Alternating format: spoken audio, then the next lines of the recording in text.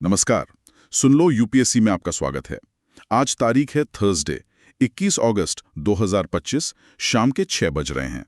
नमस्कार। जैसा कि एलेनोर रूजवेल्ट ने कहा था, the future belongs to those who believe in the beauty of their dreams. और यूपीएससी का सपना देखने वालों के लिए अपने आज के करंट अफेयर्स को समझना उस भविष्य की ओर एक कदम है। बिल्कुल। और इसीलिए आज हम यहाँ हैं 21 अगस्त के महत्वपूर्ण घटनाक्रमों का एक विस्तृत विश्लेषण लेकर। हमारे सोर्सेज हैं PIB, the Hindu, the Indian express और अन्य विश्वसनीय सरकारी वेबसाइट हैं। हमारा मकसद सिर्फ खबर बताना नहीं, बल्कि उसके हर पहलू को समझना है। बैकग्राउंड, इम्प्लीकेशंस और हाँ, एग्जाम पर्सपेक्टिव से क्या जरूरी है। जी हाँ, आज हम बात करेंगे polity and governance, economy, international relations, science and tech, environment, security, social justice और फिर कुछ prelims facts, mains question, quiz और फ्लैश कार्ड्स भी होंगे। तो ये एक सीरियस प्रिपरेशन के लिए एक detailed line by line approach होने वाला है। तो चलिए शुरू करते हैं आज के विश्लेषण के साथ। पहला सेक्शन है पॉलिटी एंड गवर्नेंस। और इसमें पहली खबर है कॉन्स्टिट्यूशन 130th अमेंडमेंट बिल 2025 के बारे में। हाँ, ये बिल काफी चर्चा में है। यूनियन होम मिनिस्टर ने इसे लोकसभा में पेश किया है। इसका मेन एम क्या है? देखिए, इसका सीधा मकसद है हमारी पॉलिटिकल सिस्टम को क्रिमिनल एलिमेंट से साफ करने की कोशिश करना। ये बिल कहता है कि अगर कोई लेजिस्लेटर मतलब विधायक या सांसद, और इसमें प्राइम मिनिस्टर और चीफ मिनिस्टर्स भी शामिल हैं, अगर वो किसी सीरियस क्रिमिनल चार्ज में, ध्यान दीजिएगा, सीरियस क्रिमिनल चार्ज में 30 डेज मतलब 30 दिनों से ज्यादा डिटेन रहता है, हिरासत में रहता है, 30 डेज, ओके। तो उसे पद से डिस्क्वालीफाई कर दिया जाएगा ऑटोमेटिकली डिस्क्वालीफाई मतलब कोई अलग से मोशन या वोट की जरूरत नहीं पड़ेगी? जी नहीं, यही इस बिल की सबसे अहम बात है। ये एक तरह का ऑटोमेटिक डिस्क्वालिफिकेशन का प्रावधान लाता है। जैसे ही 30 दिन की हिरासत पूरी हुई, under serious criminal charges, disqualification लागू हो जाएगा। ये 130th अमेंडमेंट बिल है। ये नंबर याद रखना जरूरी है। 130th amendment bill, 30 days detention पे ऑटोमेटिक डिस्क्वालिफिकेशन, ठीक है। लेकिन इसके पीछे रैशनल क्या है? मतलब ऐसी जरूरत क्यों महसूस हुई? देखिए, एक लंबे समय से पब्लिक डिमांड रही है कि राजनीति में अकाउंटेबिलिटी और ट्रांसपेरेंसी बढ़नी चाहिए। जब गंभीर आरोपों का सामना करने वाले लोग सत्ता में बने रहते हैं, तो इससे डेमोक्रेटिक प्रोसेस कमजोर होता है और पब्लिक ट्रस्ट भी खत्म होता है। सही बात है। तो ये बिल उसी पब्लिक सेंटिमेंट को एड्रेस करने की एक कोशिश है। तर्क ये है कि अगर आरोप इतने गंभीर हैं कि व्यक्ति 30 दिन से ज्यादा हिरासत में है, तो उसका पद पर बने रहना नैतिक रूप से सही नहीं है। इसका पोटेंशियल इम्पैक्ट क्या हो सकता है? क्या इससे वाकई राजनीति में अपराधीकरण कम होगा? उम्मीद तो यही है। ये एक डिटरेंट की तरह काम कर सकता है, मतलब अपराधियों को राजनीति में आने से रोक सकता है। पॉलिटिकल पार्टीज भी शायद उम्मीदवार चुनते वक्त ज्यादा सावधानी बरतें। लेकिन जैसा हर बड़े बदलाव के साथ होता है, यहाँ भी कुछ चिंताएं हैं। पोटेंशियल ऑपोजिशन की बात करें तो ये डर जताया जा रहा है कि कहीं इस कानून का मिसयूज ना हो, मतलब राजनीतिक विरोधियों को निशाना बनाने के लिए झूठे गंभीर आरोप लगाकर उन्हें डिस्क्वालीफाई करवाने की कोशिश न की जाए। हाँ, ये तो एक वैलिड कंसर्न है। क्या इसके लिए कोई सेफगार्ड्स हैं? बिल के फाइनल ड्राफ्ट में सेफगार्ड्स होने चाहिए। ये सुनिश्चित करना होगा कि सीरियस क्रिमिनल चार्जेस की परिभाषा बिल्कुल स्पष्ट हो और जांच प्रक्रिया निष्पक्ष हो। एडिक्वेट सेफगार्ड्स बहुत जरूरी हैं ताकि इसका दुरुपयोग ना हो सके। इसे समझने के लिए कोई एनालॉजी दे सकती है? हाँ, सोचिए जैसे फुटबॉल में रेड कार्ड होता है। अगर कोई खिलाड़ी बहुत सीरियस फाउल करता है तो उसे मैदान से बाहर भेज दिया जाता है ना? हाँ, बिल्कुल। गंभीर आपराधिक आरोप में लंबे समय तक हिरासत में रहता है तो उसे मैदान यानी पद से बाहर कर दिया जाएगा। ये अच्छी एनालॉजी है, समझने में आसान। तो कंक्लूजन क्या है इस बिल का? देखिए, ये निस्संदेह एक लैंडमार्क लेजिस्लेशन है, एक ऐतिहासिक कानून बनने की क्षमता रखता है। अगर सही तरीके से लागू हुआ और सेफगार्ड्स मजबूत रहे तो ये भारतीय राजनीति में एक पैराडाइम शिफ्ट ला सकता है। ये लोकतंत्र की नींव को मजबूत करने और लोगों का व्यवस्था में विश्वास बहाल करने की दिशा में एक बड़ा कदम हो सकता है। बिल्कुल, ये तो हुई 13th अमेंडमेंट बिल की बात। अब पॉलिटी एंड गवर्नेंस में ही एक और बिल है, the promotion and regulation of online gaming bill 2025। ये लोकसभा से पास भी हो गया है। जी हाँ, ऑनलाइन गेमिंग इंडस्ट्री भारत में बहुत तेजी से बढ़ रही है। बिलियंस ऑफ डॉलर्स की इंडस्ट्री है ये, और आगे भी बढ़ने की उम्मीद है। हाँ, आजकल तो बच्चे बड़े सब लगे रहते हैं। बिल्कुल, लेकिन इस तेज ग्रोथ के साथ कुछ चैलेंजेस भी आए हैं, जैसे गेमिंग एडिक्शन, फाइनेंशियल फ्रॉड और यहाँ तक कि मनी लॉन्ड्रिंग के मामले भी सामने आए हैं। ओह, मनी लॉन्ड्रिंग भी? जी, तो सरकार का ये बिल इन्हीं चुनौतियों से निपटने का एक प्रयास है। इंडस्ट्री को रेगुलेट करना जरूरी हो गया था। तो इस बिल के की प्रोविजंस क्या हैं? मतलब ये रेगुलेट कैसे करेगा? इसमें सबसे मुख्य प्रावधान है एक रेगुलेटरी अथॉरिटी की स्थापना करना। ये अथॉरिटी लाइसेंस देगी, गेमिंग कंपनीज की मॉनिटरिंग करेगी और नियमों का पालन सुनिश्चित करेगी। एक तरह से अंपायर या रेफरी जैसा? हाँ, बिल्कुल सही एनालॉजी है। जैसे खेल में रेफरी नियम लागू करवाता है, वैसे ही ये अथॉरिटी ऑनलाइन गेमिंग की दुनिया में नियम लागू करवाएगी। और क्या प्रावधान है? गेमिंग कंपनीज के लिए कोड ऑफ कॉन्डक्ट भी होगा। इसमें एडिक्शन रोकने के उपाय शामिल होंगे, खिलाड़ियों के हितों की रक्षा, खासकर माइनर्स की, और डेटा प्राइवेसी जैसे मुद्दे शामिल होंगे। नियमों का उल्लंघन करने पर पेनल्टीज का भी प्रावधान है। इसका एक मकसद ये भी है कि सभी stakeholders, companies, players, government सबके लिए एक लेवल प्लेइंग फील्ड बने। ये तो काफी कॉम्प्रिहेंसिव लग रहा है। प्लेयर्स के लिए प्रोटेक्शन, कंपनीज के लिए रूल्स और सरकार के लिए ओवरसाइट। जी, ये एक मच नीडेड लेजिस्लेशन था जिसकी काफी समय से जरूरत महसूस की जा रही थी। उम्मीद है कि ये इंडस्ट्री को सही दिशा में ले जाएगा और प्लेयर्स के लिए एक सेफ और रिस्पॉन्सिबल गेमिंग इकोसिस्टम बनाने में मदद करेगा। तो ये थे पॉलिटी एंड गवर्नेंस के दो महत्वपूर्ण बिल। अब आगे बढ़ते हैं इकोनॉमी सेक्शन की तरफ। इकोनॉमी में पहली खबर है सरकार द्वारा 2 हाई लेवल पैनल्स के गठन की। ये पैनल्स इकोनॉमिक और सोशल सेक्टर रिफॉर्म्स के लिए सिफारिशें देंगे। अच्छा, हाई लेवल पैनल्स मतलब इनफॉर्मल ग्रुप्स ऑफ मिनिस्टर्स। हाँ, ये 2 इनफॉर्मल ग्रुप्स ऑफ मिनिस्टर्स बनाए गए हैं। इकोनॉमिक रिफॉर्म्स वाले पैनल को होम मिनिस्टर हेड कर रहे हैं, जिसमें वित्त, वाणिज्य, इंफ्रास्ट्रक्चर जैसे मंत्रालय शामिल होंगे। और दूसरा पैनल सोशल सेक्टर रिफॉर्म्स पर फोकस करेगा, जैसे हेल्थ, एजुकेशन, रूरल डेवलपमेंट, और इसे डिफेंस मिनिस्टर हेड कर रहे हैं। ये आईजीएम्स बनाने का मकसद क्या है? क्या ये सरकार की रिफॉर्म एजेंडा को दिखाता है? बिल्कुल, ये सरकार की कमिटमेंट का साफ संकेत है कि वो सेकंड जनरेशन रिफॉर्म्स को आगे बढ़ाना चाहती है। मतलब पहले दौर के सुधारों के बाद अब और गहरे और व्यापक सुधारों की तैयारी। सेकंड जनरेशन रिफॉर्म्स जैसे कि शायद लेबर लॉज में और बदलाव, प्राइवेटाइजेशन को और गति देना, एजुकेशन और हेल्थ डिलीवरी सिस्टम्स को बेहतर बनाना, ब्यूरोक्रेटिक हर्डल्स कम करना वगैरह।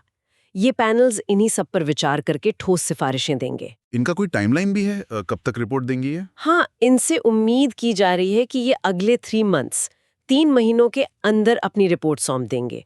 उसके बाद इन सुधारों को लागू करने के लिए एक रोड मैप तैयार किया जाएगा। 3 months? काफी तेज काम करने की उम्मीद है इनसे। इसका एक्सपेक्टेड आउटकम क्या हो सकता है? अगर ये सुधार सही ढंग से लागू होते हैं तो इससे इंडियन इकोनॉमी को एक मेजर बूस्ट मिल सकता है और साथ ही आम लोगों की क्वालिटी ऑफ लाइफ में भी सुधार हो सकता है। ये 2047 तक भारत को एक डेवलप्ड कंट्री बनाने के लक्ष्य के लिए भी जरूरी माने जा रहे हैं। इन्हें समझने के लिए कोई एनालॉजी? आप इन आईगॉम्स को किसी स्पेशल मिशन के लिए बनाई गई स्पेशल टास्क फोर्सेस की तरह समझ सकते हैं। इनका एक स्पेसिफिक गोल है, रिफॉर्म्स का ब्लूप्रिंट तैयार करना, और एक तय डेडलाइन है। ठीक है, तो ये एक पॉजिटिव डेवलपमेंट है जो देश में रिफॉर्म्स की गति को तेज कर सकता है। अब अगली खबर है इंडियाज फर्स्ट ESG लैब के बारे में। इसका उद्घाटन मुंबई में हुआ है। ESG लैब, ESG का मतलब क्या है? ESG का मतलब है एनवायरमेंटल, सोशल एंड गवर्नेंस। ये इन्वेस्टिंग का एक तरीका है जिसमें इन्वेस्टर्स सिर्फ फाइनेंशियल रिटर्न्स नहीं देखते, बल्कि ये भी देखते हैं कि कंपनी एनवायरनमेंट पर कैसा इम्पैक्ट डाल रही है, सोशल रिस्पॉन्सिबिलिटीज कैसे निभा रही है और उसकी इंटरनल गवर्नेंस कैसी है। अच्छा, तो ये नॉन फाइनेंशियल फैक्टर्स पर फोकस है। इसकी पॉपुलैरिटी क्यों बढ़ रही है? क्योंकि अब इन्वेस्टर्स, खासकर ग्लोबल इन्वेस्टर्स, ज्यादा कॉन्शियस हो रहे हैं। वो ऐसी कंपनियों में पैसा लगाना चाहते हैं जो सोशली रिस्पॉन्सिबल हो और एनवायरनमेंट का ध्यान रखती हो। पब्लिक प्रेशर भी बढ़ रहा है कंपनियों पर। तो ये मुंबई लैब क्या करेगा? इसका रोल क्या होगा? ये लैब ESG इश्यूज पर रिसर्च, ट्रेनिंग और एडवोकेसी के लिए एक प्लेटफॉर्म बनेगा। ये भारत में ESG रिपोर्टिंग और डिस्क्लोजर के लिए एक फ्रेमवर्क डेवलप करने में मदद करेगा ताकि कंपनियों के लिए क्लियर गाइडलाइंस हों। ये सरकार, इंडस्ट्री और एकेडमी की एक जॉइंट इनिशिएटिव है। मतलब ये लैब भारत में सस्टेनेबल फाइनेंस को प्रमोट करेगा। बिल्कुल। सस्टेनेबल फाइनेंस यानी ऐसा फाइनेंस जो लॉन्ग टर्म एनवायरमेंटल और सोशल गोल्स को ध्यान में रखे। ESG इन्वेस्टिंग उसी का एक हिस्सा है। इसकी एनालॉजी क्या हो सकती है? आप ESG को किसी कंपनी के नॉन फाइनेंशियल फैक्टर्स पर उसके रिपोर्ट कार्ड की तरह समझ सकते हैं। ये बताता है कि कंपनी पर्यावरण, समाज और अपने कामकाज के संचालन में कितनी खरी उतरती है। दिलचस्प है। तो ये लैब भारत को ESG इन्वेस्टर्स के लिए और अट्रैक्टिव डेस्टिनेशन बनाने में मदद करेगा? हाँ, बिल्कुल। जब भारत में ESG स्टैंडर्ड्स और रिपोर्टिंग बेहतर होगी तो फॉरेन इन्वेस्टर्स का भरोसा बढ़ेगा और वो यहाँ ज्यादा निवेश करने के लिए प्रोत्साहित होंगे। ये एक सिग्निफिकेंट डेवलपमेंट है। इकोनॉमी में एक और अहम खबर है। India EAEU free trade agreement की बात हो रही है। जी हाँ, भारत और यूरेशियन इकोनॉमिक यूनियन EAEU ने एक फ्री ट्रेड एग्रीमेंट FTA पर बातचीत शुरू करने के लिए टर्म्स ऑफ रेफरेंस TOR पर साइन किए हैं। ये EAU ये कौन सा ग्रुप है? इसमें कौन कौन से देश हैं? EAU एक रीजनल इकोनॉमिक इंटीग्रेशन ऑर्गेनाइजेशन है। इसके सदस्य देश हैं रशिया, बेलारूस, कजाकिस्तान, किर्गिस्तान और आर्मेनिया। ये 5 नाम याद रखने चाहिए: Russia, Belarus, Kazakhstan, Kyrgyzstan, Armenia. Russia, Belarus, Kazakhstan, Kyrgyzstan, Armenia. ठीक है। इस बाजार का साइज कितना बड़ा है? ये एक बड़ा और बढ़ता हुआ बाजार है जिसकी कंबाइंड पॉपुलेशन 180 मिलियन यानी 18 करोड़ से ज्यादा है। 180 मिलियन। तो इस FTA से भारत को क्या फायदे होंगे? सबसे बड़ा फायदा तो ये होगा कि इंडियन एक्सपोर्टर्स को इस बाजार में प्रेफरेंशियल एक्सेस मिलेगा। मतलब हमारे गुड्स पर टैरिफ्स कम लगेंगे या हट जाएंगे, जिससे हमारा एक्सपोर्ट सस्ता और ज्यादा कॉम्पिटिटिव हो जाएगा। इससे भारत और EAU देशों के बीच ट्रेड और इन्वेस्टमेंट दोनों को बढ़ावा मिलेगा। ये बातचीत कब तक पूरी होने की उम्मीद है? उम्मीद की जा रही है कि नेगोशिएशंस 2 साल 2 इयर्स के अंदर पूरी हो जाएंगी। इसकी कोई एनोलॉजी है समझने के लिए? पता हो जाता है। अच्छा, तो ये भारत के लिए एक बड़ा इकोनॉमिक अपॉर्चुनिटी है। निश्चित रूप से ये भारत और EAU देशों के बीच इकोनॉमिक टाइज को गहरा करने में मदद करेगा और एक ज्यादा इंटीग्रेटेड और प्रॉस्परस यूरेशियन रीजन बनाने की दिशा में एक बड़ा कदम है। तो ये थी इकोनॉमी से जुड़ी 3 महत्वपूर्ण खबरें। अब हम रुक करते हैं इंटरनेशनल रिलेशंस की ओर। इंटरनेशनल रिलेशंस में पहली खबर है इंडिया रशिया स्ट्रेटेजिक डायलॉग के बारे में। भारत के एक्सटर्नल अफेयर्स मिनिस्टर ने मॉस्को में अपने रशियन काउंटर पार्ट से मुलाकात की है। इंडिया रशिया स्ट्रेटेजिक डायलॉग ये किस संदर्भ में महत्वपूर्ण है, टाइमिंग को देखते हुए? हाँ, इसकी टाइमिंग बहुत अहम है। दुनिया इस वक्त एक बड़े जियोपॉलिटिकल चर्न से गुजर रही है। नई पावर्स उभर रही हैं, पुरानी का दबदबा कम हो रहा है।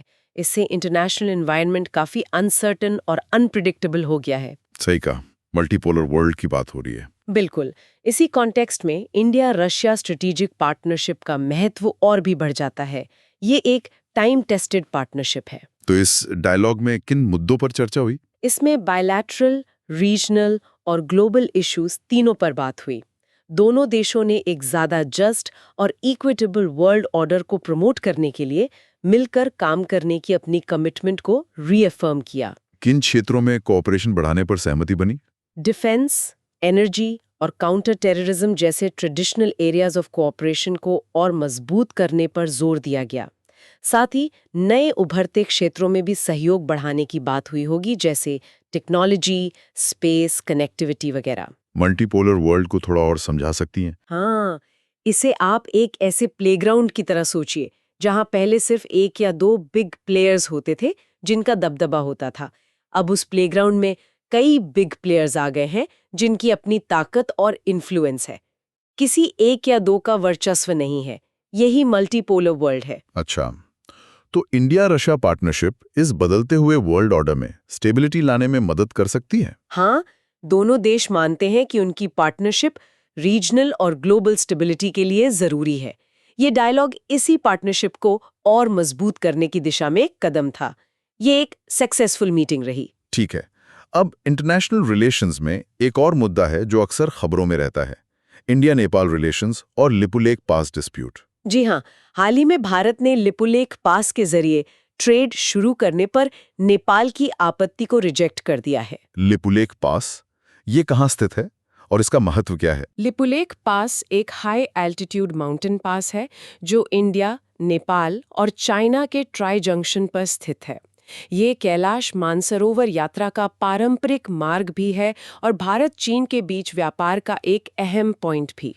ट्राई जंक्शन यानी 3 देशों की सीमाएं मिलती हैं वहाँ। तो विवाद क्या है? नेपाल को आपत्ति क्यों है? विवाद पिछले कुछ सालों में बढ़ा है, खासकर जब भारत ने इस पास तक जाने वाले एक सड़क का उद्घाटन किया।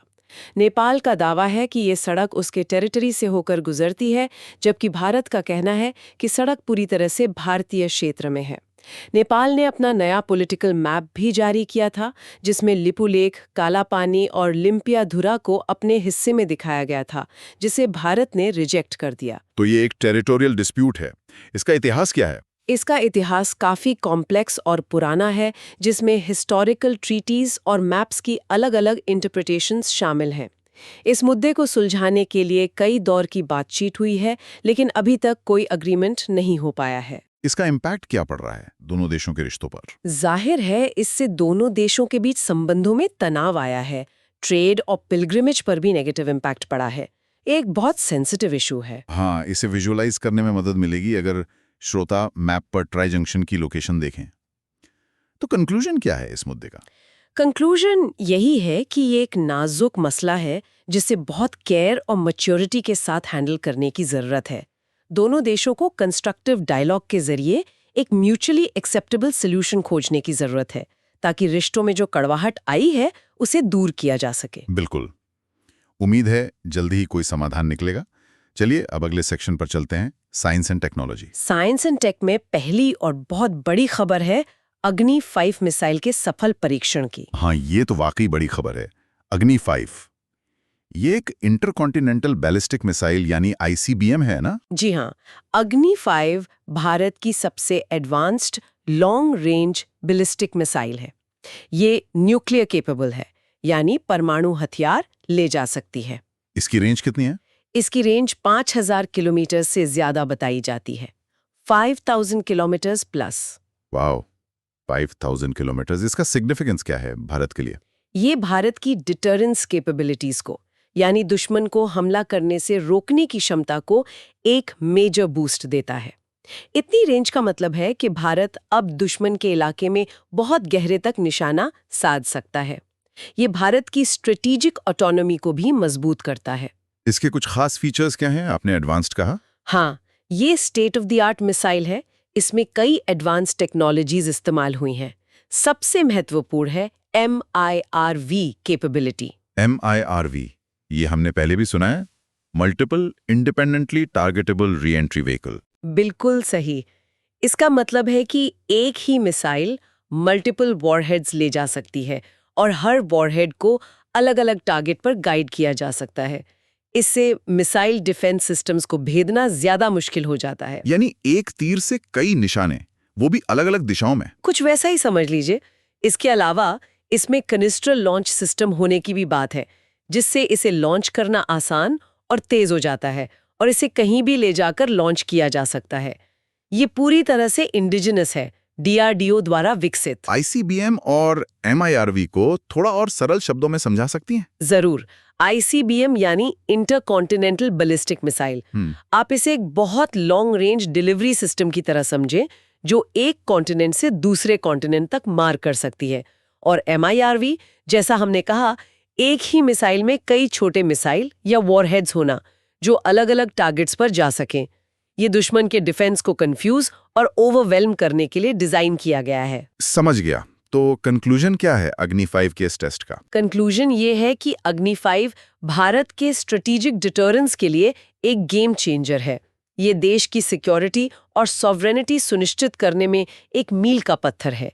ये भारत के साइंटिस्ट्स और इंजीनियर्स के लिए और पूरे देश के लिए एक गर्व का क्षण है। निश्चित रूप से। अब साइंस एंड टेक में अगली खबर पर आते हैं। India post IT 2.0 APT project. जी, इंडिया पोस्ट ने अपने ऑपरेशंस को मॉडर्नाइज करने के लिए एक नया IT प्रोजेक्ट लॉन्च किया है, जिसका नाम है IT 2.0 APT। यानी advanced platform technology. India post का मॉडर्नाइजेशन, ये तो बहुत बड़ा काम होगा। हाँ, ये एक मेजर इनिशिएटिव है। इसका लक्ष्य है इंडिया पोस्ट को एक मॉडर्न और एफिशिएंट ऑर्गेनाइजेशन में बदलना जो आज के डिजिटल युग की जरूरतों को पूरा कर सके। इसके मेन फीचर्स क्या होंगे? इस IT 2.0 प्रोजेक्ट में क्या-क्या शामिल है? इसमें देश के सभी पोस्ट ऑफिसेज का कंप्यूटराइजेशन शामिल है। मतलब चिट्ठियों की सॉर्टिंग से लेकर डिलीवरी ट्रैकिंग तक सब कुछ डिजिटल होगा। इसके अलावा नई सर्विसेज जैसे ई-कॉमर्स, लॉजिस्टिक्स, फाइनेंशियल सर्विसेज जैसे इंडिया पोस्ट पेमेंट्स बैंक को और बेहतर बनाना को भी इस प्लेटफॉर्म के जरिए इंटीग्रेट किया जाएगा। मतलब अब पोस्ट ऑफिस सिर्फ चिट्ठी और पार्सल तक सीमित नहीं रहेंगे। बिल्कुल नहीं, वो banking, insurance, e-commerce delivery hubs और सरकारी सेवाओं के डिस्ट्रीब्यूशन पॉइंट्स भी बनेंगे। ये प्लेटफॉर्म इन सबको सीमलेस तरीके से मैनेज करने में मदद करेगा। इसका टाइमलाइन क्या है? कब तक पूरा होगा ये प्रोजेक्ट? इसे अगले 3 इयर्स 3 साल के भीतर पूरा करने का लक्ष्य रखा गया है। इसके बेनिफिट्स क्या होंगे? आम आदमी को क्या फायदा होगा? इससे इंडिया पोस्ट द्वारा दी जाने वाली सर्विसेज की क्वालिटी सुधरेगी, ट्रैकिंग बेहतर होगी, डिलीवरी तेज होगी, नई फाइनेंशियल सर्विसेज मिलेंगी। इंडिया पोस्ट और ज्यादा कंपेटिटिव बन पाएगा प्राइवेट कुरियर और लॉजिस्टिक्स कंपनीज के मुकाबले। और हाँ, इससे नए एम्प्लॉयमेंट अपॉर्चुनिटीज भी पैदा हो सकती हैं, खासकर IT और लॉजिस्टिक्स सेक्टर्स में। इसकी कोई एनालॉजी है जैसे बैंकों का मॉडर्नाइजेशन हुआ था? हाँ, ये बहुत अच्छी एनालॉजी है।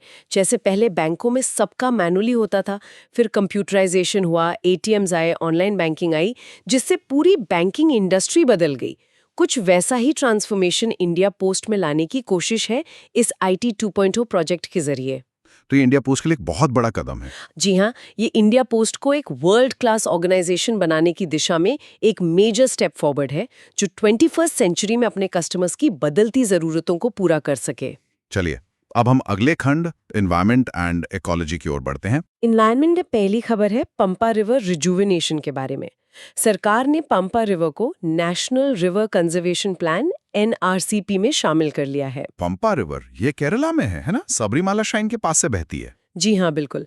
पंपा नदी केरला की एक बहुत पवित्र नदी मानी जाती है, खासकर सबरीमाला पिलग्रिम्स के लिए इसका बहुत महत्व है। लेकिन पिछले कुछ सालों से ये नदी पोल्यूशन और एनक्रोचमेंट जैसी कई चुनौतियों का सामना कर रही है। पोल्यूशन और एनक्रोचमेंट, ये तो ज्यादातर नदियों की कहानी है आजकल। दुर्भाग्य से हाँ। तो अब इसे NRCP में शामिल करने का मकसद यही है कि इन चैलेंजेस को एड्रेस किया जा सके और नदी को उसकी प्रिस्टीन ग्लोरी, उसके पुराने गौरव को लौटाया जा सके। तो NRCP के तहत क्या किया जाएगा? प्लान क्या है? NRCP के तहत पंपा के रिजुविनेशन के लिए एक कॉम्प्रिहेंसिव प्लान तैयार किया जाएगा।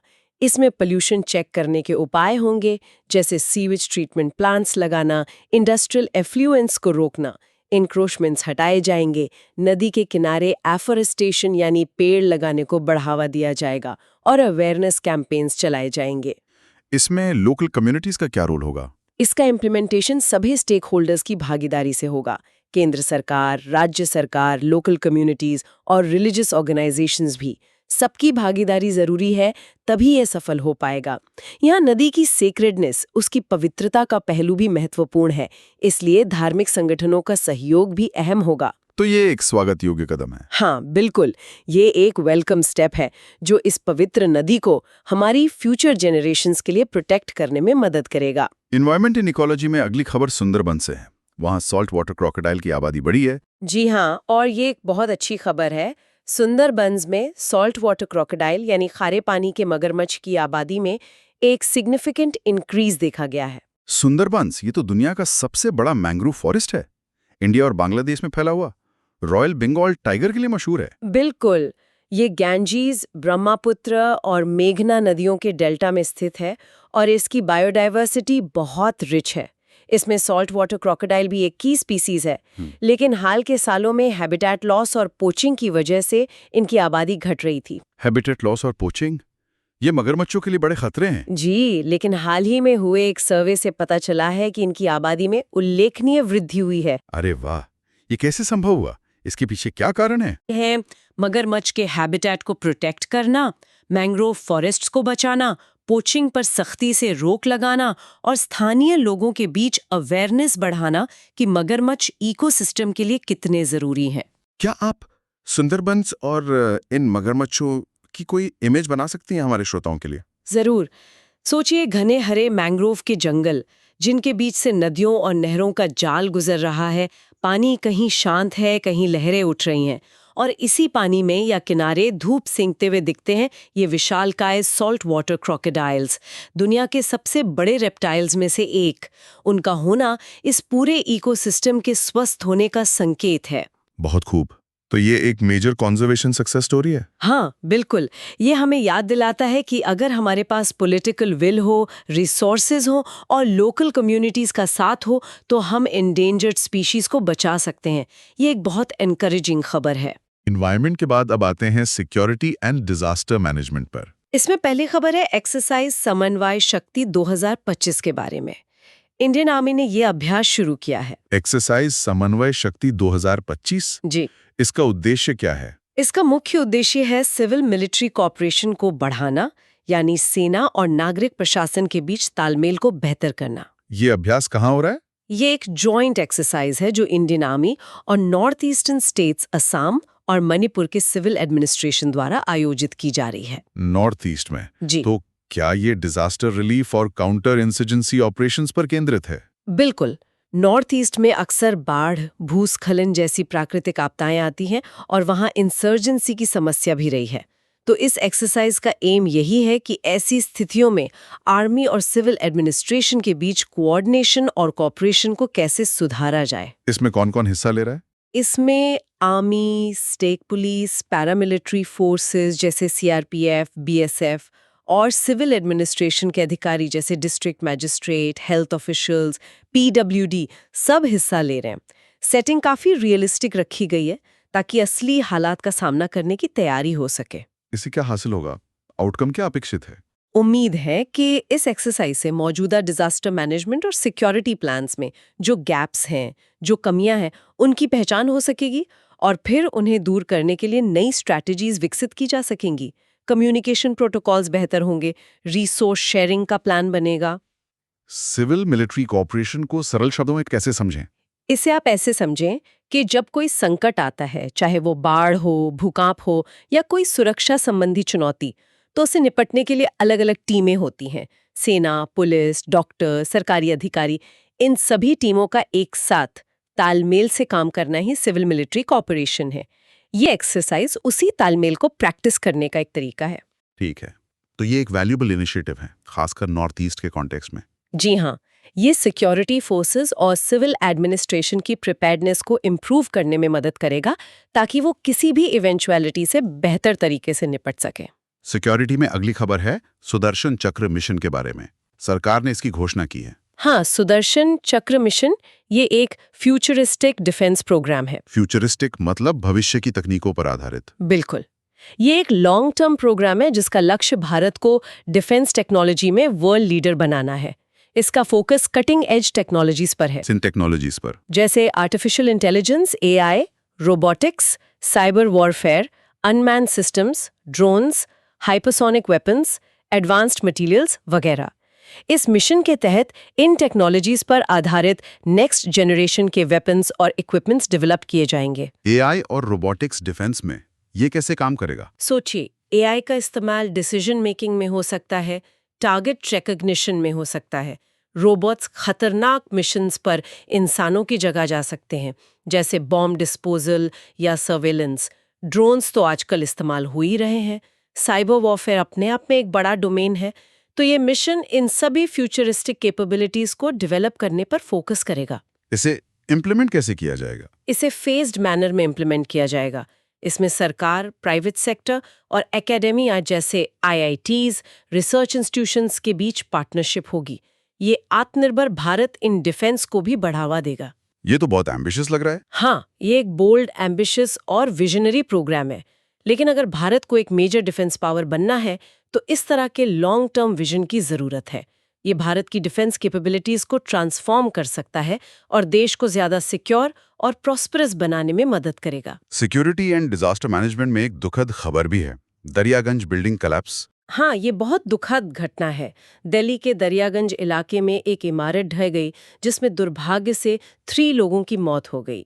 ये घटना किस बात की ओर इशारा करती है? ये एक ट्रैजिक रिमाइंडर है कि भारत में अर्बन डिजास्टर मैनेजमेंट की स्थिति कितनी खराब है, खासकर पुरानी और घनी आबादी वाले इलाकों में। ये दिखाता है कि हमें स्ट्रिक्टर बिल्डिंग कोड्स और रेगुलेशंस की जरूरत है। सिर्फ कोड्स बनाने से तो नहीं होगा, उनका इन्फोर्समेंट भी जरूरी है। बिल्कुल सही कहा आपने। बेटर एनफोर्समेंट सबसे ज्यादा जरूरी है। साथ ही हमें एक ज्यादा इफेक्टिव डिजास्टर रिस्पांस सिस्टम की भी जरूरत है। रेस्क्यू टीम्स का जल्दी पहुंचना, सही इक्विपमेंट होना, हॉस्पिटल्स का तैयार रहना। सरकार ने कुछ कदम उठाए हैं। हाँ, सरकार ने पीड़ितों के लिए कॉम्पेंसेशन अनाउंस किया है और घटना की इंक्वायरी के आदेश दिए हैं। लेकिन ये रिएक्टिव मेजर्स हैं। प्रोएक्टिव मेजर्स क्या होने चाहिए और क्या करने की जरूरत है? हमें एक होलिस्टिक व्यू अपनाने की जरूरत है। अर्बन प्लानिंग को सुधारना होगा, पुरानी और खतरनाक इमारतों का स्ट्रक्चरल ऑडिट करवाना होगा, लोगों को जागरूक करना होगा। हमें एक कॉम्प्रिहेंसिव प्लान चाहिए जो प्रिवेंशन, मिटिगेशन, प्रिपेयर्डनेस, रिस्पॉन्स और रिकवरी डिजास्टर मैनेजमेंट साइकिल के हर पहलू पर ध्यान दें। सिर्फ जांच और मुआवजे से भविष्य में ऐसी घटनाएं रुकेंगी नहीं। आपकी आवाज में चिंता साफ झलक रही है। ये वाकई एक वेकअप कॉल होना चाहिए। बिल्कुल, उम्मीद है कि प्रशासन इससे सबक लेगा और अर्बन डिजास्टर मैनेजमेंट को सुधारने के लिए अर्जेंट स्टेप्स उठाएगा। चलिए अब सोशल जस्टिस सेक्शन की ओर बढ़ते हैं। सोशल जस्टिस में पहली खबर कर्नाटका से है। वहां की सरकार ने गिग वर्कर्स के लिए एक बिल पेश किया है। गिग वर्कर्स बिल, ये platform based gig workers social security and welfare bill 2025 है। जी हाँ, यही नाम है। ये एक लैंडमार्क लेजिस्लेशन माना जा रहा है क्योंकि ये राज्य में गिग वर्कर्स को सोशल सिक्योरिटी प्रदान करने की दिशा में एक बड़ा कदम है। गिग वर्कर्स कौन होते हैं? जैसे फूड डिलीवरी वाले, कैब ड्राइवर्स जो एप्स के लिए काम करते हैं? हाँ बिल्कुल, ये वो लोग हैं जो ऑनलाइन प्लेटफॉर्म्स के जरिए शॉर्ट टर्म टास्क बेस्ड काम करते हैं, जैसे जोमैटो, स्विगी के डिलीवरी पार्टनर्स, ओला उबर के ड्राइवर्स, अर्बन कंपनी के प्रोफेशनल्स एटसेट्रा। ये वर्कफोर्स का एक बहुत बड़ा और तेजी से बढ़ता हुआ सेगमेंट है। लेकिन इन्हें ट्रेडिशनल एम्प्लॉयज वाले फायदे नहीं मिलते ना, जैसे पीएफ, ईएसआई? आमतौर पर नहीं, उन्हें इंडिपेंडेंट कॉन्ट्रैक्टर्स माना जाता है, इसलिए वो अक्सर ट्रेडिशनल सोशल सिक्योरिटी नेट से बाहर रह जाते हैं। इसी कमी को ये बिल दूर करने की कोशिश कर रहा है। तो इस बिल में क्या बेनिफिट शामिल हैं? इसमें गिग वर्कर्स के लिए हेल्थ इंश्योरेंस, एक्सीडेंट इंश्योरेंस और पेंशन जैसे कई लाभ शामिल करने का प्रस्ताव है। इसके लिए एक वेलफेयर फंड बनाया जाएगा जिसमें प्लेटफॉर्म कंपनीज, सरकार और शायद वर्कर्स भी कंट्रीब्यूट करेंगे। ये तो बहुत महत्वपूर्ण कदम है। इसका सिग्निफिकेंस क्या है? ये लाखों गिग वर्कर्स की जिंदगी को बेहतर बनाने में मदद करेगा, उन्हें एक तरह की सुरक्षा देगा। ये दूसरे राज्यों के लिए भी एक मॉडल बन सकता है कि कैसे गिग इकोनॉमी के चैलेंजेस को एड्रेस किया जाए। ये गिग वर्कर्स मूवमेंट के लिए भी एक बड़ी जीत है, जो दिखाता है कि कलेक्टिव एक्शन से बदलाव लाया जा सकता है। तो ये एक प्रोग्रेसिव लेजिस्लेशन है? निश्चित रूप से इसका लाखों गिग वर्कर्स के जीवन पर पॉजिटिव इम्पैक्ट पड़ेगा। सोशल जस्टिस में अगली खबर है आदि कर्मयोगी अभियान के बारे में। जी, सरकार ने आदिवासी युवाओं के लिए एक लीडरशिप डेवलपमेंट प्रोग्राम शुरू किया है जिसका नाम है आदि कर्मयोगी अभियान। आदि कर्मयोगी अभियान, इसका मकसद क्या है? ये एक कॉम्प्रिहेंसिव प्रोग्राम है जिसका उद्देश्य ट्राइबल यूथ को वो स्किल्स और नॉलेज देना है जिससे वो अपनी कम्युनिटीज में लीडर्स बन सकें। उन्हें सशक्त बनाना है ताकि वो अपने समाज के विकास में सक्रिय भूमिका निभा सकें। इसमें किस तरह के टॉपिक्स कवर होंगे? इसमें leadership qualities, communication skills, problem solving, project management, community mobilisation और गवर्नमेंट स्कीम्स की जानकारी जैसे कई विषय शामिल होंगे।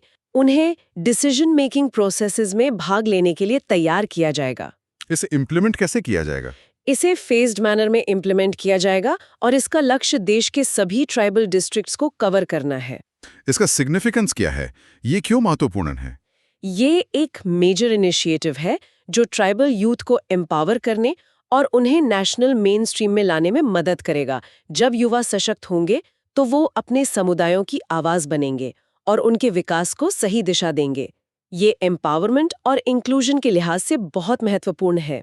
तो ये आदिवासी नेताओं की एक नई पीढ़ी तैयार करेगा? हाँ बिल्कुल, ये एक विजनरी प्रोग्राम है जिसका ट्राइबल यूथ के जीवन पर ट्रांसफॉर्मेटिव इम्पैक्ट पड़ सकता है।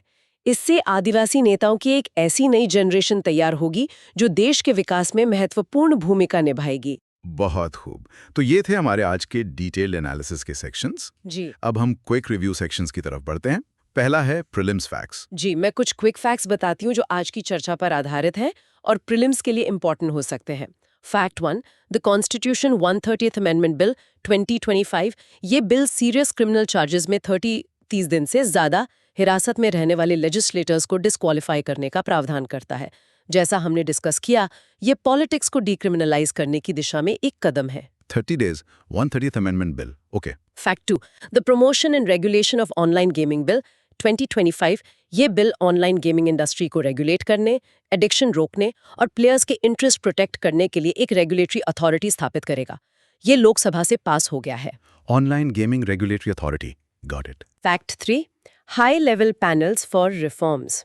सरकार ने 2 IGOMs बनाए हैं। इकोनॉमिक रिफॉर्म्स पैनल को होम मिनिस्टर और सोशल सेक्टर रिफॉर्म्स पैनल को डिफेंस मिनिस्टर हेड कर रहे हैं। रिपोर्ट 3 मंथ्स में अपेक्षित है। Economic, home minister, social, defence minister. Okay.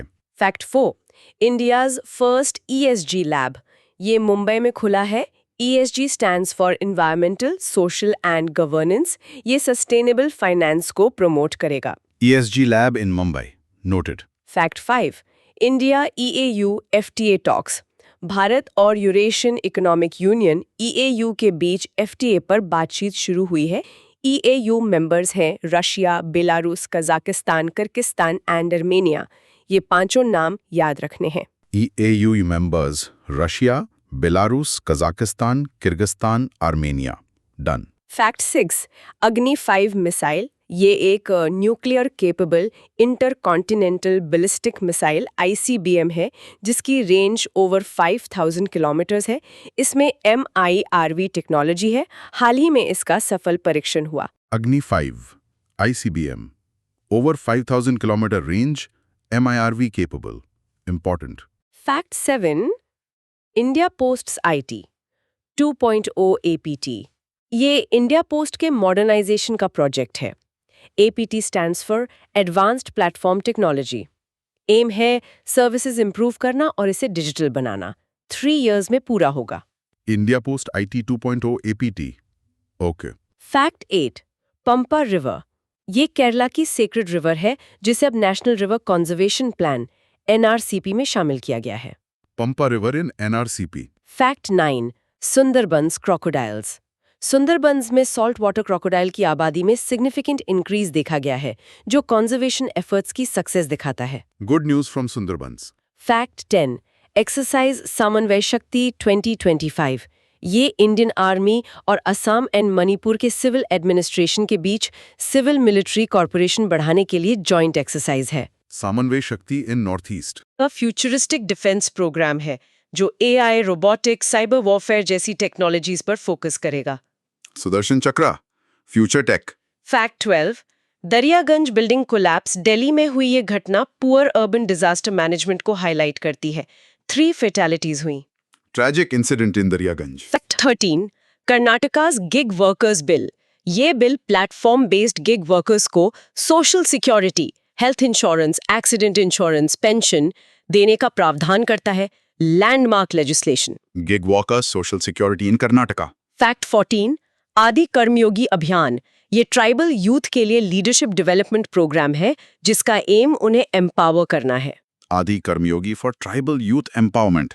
ये थे प्रीलिम्स फैक्ट्स। बहुत बढ़िया, ये क्विक रिकैप काफी हेल्पफुल रहेगा। अब आते हैं मेंस प्रैक्टिस क्वेश्चन पे। आज का मेंस प्रैक्टिस क्वेश्चन है, क्यों the constitution 130th amendment bill 2025 is a significant step towards decriminalizing politics, but its implementation may face several challenges. Critically analyze. प्रश्न हिंदी में, संविधान 130वां संशोधन विधेयक 2025 राजनीति के अपराधीकरण को कम करने की दिशा में एक महत्वपूर्ण कदम है, लेकिन इसके कार्यान्वयन में कई चुनौतियों का सामना करना पड़ सकता है। समालोचनात्मक विश्लेषण करें। तो श्रोताओं को इस प्रश्न का उत्तर लिखते समय क्या ध्यान रखना चाहिए? हाँ, इसमें क्रिटिकली एनालाइज करने को कहा गया है, तो सिर्फ फायदे या सिर्फ नुकसान नहीं बताने हैं, एक बैलेंस्ड आंसर लिखना होगा। बिल्कुल, आंसर स्ट्रक्चर कुछ ऐसा हो सकता है। इंट्रोडक्शन में बिल का ब्रीफ ओवरव्यू दें, बॉडी में पहले इसके पॉजिटिव एस्पेक्ट्स बताएं, कैसे ये राजनीति को साफ कर सकता है, अकाउंटेबिलिटी बढ़ा सकता है, पब्लिक ट्रस्ट रिस्टोर कर सकता है। हाँ, जो आर्ग्यूमेंट्स हमने डिस्कस किए, डिटरेंट इफेक्ट, पॉलिटिकल पार्टीज पर प्रेशर वगैरह। फिर क्रिटिकल पार्ट पर आए, चैलेंजेस और कंसर्न्स, जैसे मिसयूज का डर, पॉलिटिकल वेंडेट्टा के लिए इस्तेमाल, सीरियस क्रिमिनल चार्जेस की डेफिनेशन में एम्बिग्विटी का पोटेंशियल, लीगल चैलेंजेस और इम्प्लीमेंटेशन हर्डल्स, सेफगार्ड्स की जरूरत पर भी बात करें। और कंक्लूजन में एक बैलेंस्ड व्यू दें। बताएं कि बिल का इंटेंट अच्छा है, लेकिन इसकी सफलता इसके इफेक्टिव और इम्पार्शियल इम्प्लीमेंटेशन पर निर्भर करेगी। स्ट्रॉन्ग सेफगार्ड्स और जुडिशियल ओवरसाइट की इंपॉर्टेंस पर जोर दें। बिल्कुल, उन्हें क्रिटिकली सोचना है, दोनों पहलू देखना है। चलिए अब अगले सेक्शन पर चलते हैं, क्विज। तैयार है श्रोता? पहला प्रश्न, question 1, Which of the following countries is not a member of the Eurasian Economic Union (EAU)? निम्नलिखित में से कौन सा देश यूरेशियन इकोनॉमिक यूनियन (EAU) का सदस्य नहीं है? A. Russia, B. Belarus, C. Ukraine, D. Kazakhstan. Russia, Belarus, Kazakhstan तो थे, यूक्रेन शायद नहीं था। बस बिल्कुल सही। The correct answer is C. Ukraine. हमने EAU के 5 सदस्य देशों की बात की थी, Russia, Belarus, Kazakhstan, Kyrgyzstan and Armenia. Ukraine इसका सदस्य नहीं है। ठीक है, अगला प्रश्न। Question 2. The Constitution 130th Amendment Bill 2025 proposes automatic disqualification for legislators if they are detained for more than how many days on serious criminal charges? संविधान 130वां संशोधन विधेयक 2025 गंभीर आपराधिक आरोपों में कितने दिनों से अधिक हिरासत में रहने पर विधायकों की स्वतः अयोग्यता का प्रस्ताव करता है?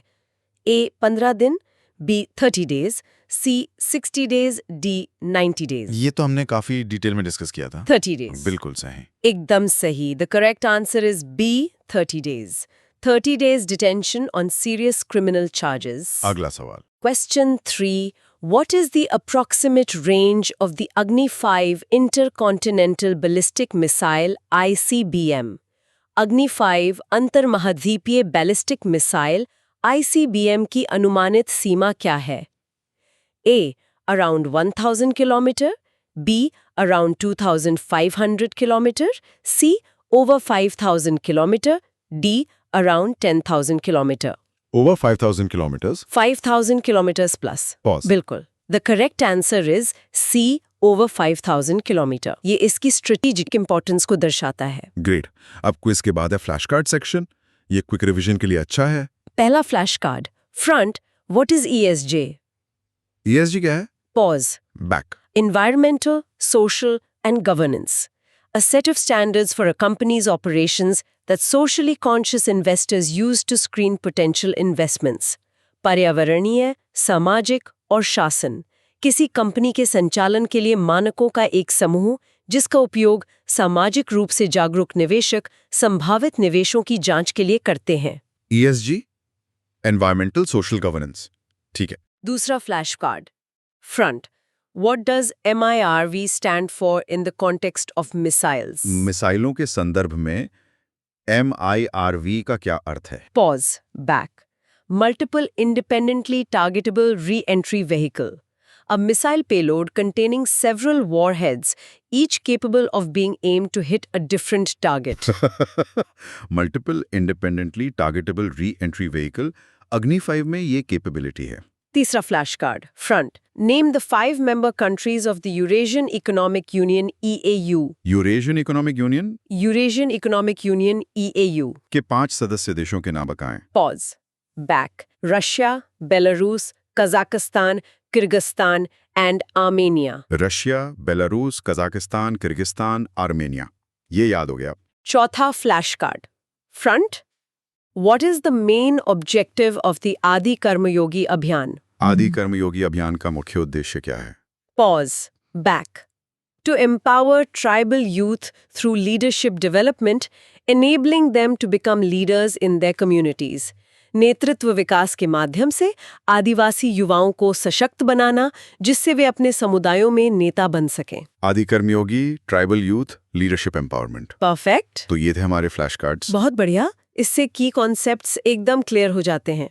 तो अब हम आज की चर्चा के अंत की ओर बढ़ रहे हैं। Let's summarise the key takeaways. बिल्कुल। आज हमने कई महत्वपूर्ण विषयों पर विस्तार से बात की। संक्षेप में मुख्य बातें हैं। पहला, कॉन्स्टिट्यूशन 130th अमेंडमेंट बिल 2025 जो सीरियस क्रिमिनल चार्जेस में 30 दिन से ज्यादा हिरासत वाले जनप्रतिनिधियों की ऑटोमेटिक डिस्क्वालिफिकेशन का प्रस्ताव करता है, राजनीति को अपराध मुक्त करने की एक बड़ी कोशिश। हाँ, और ऑनलाइन गेमिंग बिल जो इस तेजी से बढ़ती इंडस्ट्री को रेगुलेट करेगा, एडिक्शन और फ्रॉड रोकेगा। दूसरा, इकोनॉमी में सरकार ने इकोनॉमिक और सोशल सेक्टर रिफॉर्म्स के लिए 2 हाई लेवल पैनल्स IGOMs बनाए हैं। मुंबई में इंडियाज़ फर्स्ट ESG लैब खुला है जो सस्टेनेबल फाइनेंस को प्रमोट करेगा, और इंडिया EAU फिटाई पर बातचीत शुरू हो गई है जिससे 180 मिलियन लोगों के बाजार तक पहुंच बढ़ेगी। EAU members Russia, Belarus, Kazakhstan, Kyrgyzstan, Armenia, याद रखना है। तीसरा, इंटरनेशनल रिलेशंस में इंडिया रशिया स्ट्रेटेजिक डायलॉग हुआ मॉस्को में, बदलते ग्लोबल ऑर्डर में पार्टनरशिप को रीअफर्म करते हुए, और इंडिया नेपाल के बीच लिपुलेख पास डिस्प्यूट पर भी हमने बात की जो एक सेंसिटिव इशू बना हुआ है। चौथा, साइंस एंड टेक में अग्नि 5 ICBM का सफल परीक्षण जिसकी रेंज 5000 किलोमीटर से ज्यादा है और MIR-X भी केपेबल है, भारत की स्ट्रेटेजिक डिटरेंस के लिए गेम चेंजर।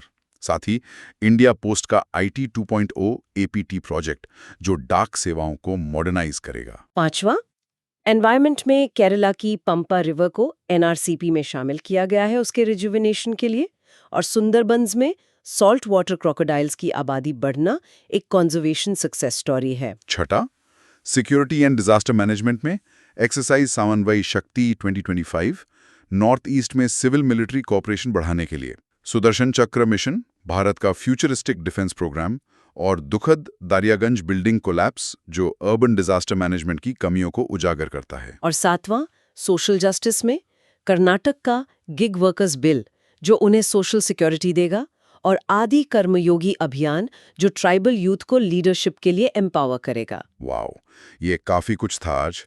इस तरह का डिटेल्ड एनालिसिस UPSC एस्पिरेंट्स के लिए तो जरूरी है ही, एक इन्फॉर्म्ड सिटीजन बनने के लिए भी बहुत महत्वपूर्ण है। बिल्कुल, और जैसा शुरू में कहा था, the future belongs to those who believe in the beauty of their dreams. अपने सपने को हासिल करने के लिए ये मेहनत, ये परसिस्टेंस बहुत जरूरी है। तो हम सभी श्रोताओं को इनकरेज करेंगे कि इस डिस्कशन को री-लिसन करें ताकि सारी डिटेल्स अच्छे से अब्सॉर्ब हो जाएं। और अगर आपको हमारा ये प्रयास पसंद आया तो प्लीज इस YouTube वीडियो को लाइक करें, अपने दोस्तों के साथ शेयर करें और अपने थॉट्स कमेंट सेक्शन में जरूर बताएं। और हाँ, सुन लो UPSC YouTube चैनल को सब्सक्राइब करना ना भूलें। आप हमारी 299 वाली मेंबरशिप भी ज्वाइन कर सकते हैं जिससे आपको हमारे सभी वीडियोस का एक्सेस मिल जाएगा। और अगर आप हमें सपोर्ट करना चाहते हैं ताकि हमें चैनल लॉन्ग टर्म में सस्टेनेबल रख सकें तो आप सुपर थैंक्स के जरिए भी कंट्रीब्यूट कर सकते हैं। आपका हर एक सपोर्ट हमारे लिए मायने रखता है। तो जुड़े रहिए सुन लो UPSC के साथ। कल फिर मिलेंगे एक नए विश्लेषण के साथ। तब तक के लिए पढ़ते रहिए, सीखते रहिए। धन्यवाद। धन्यवाद।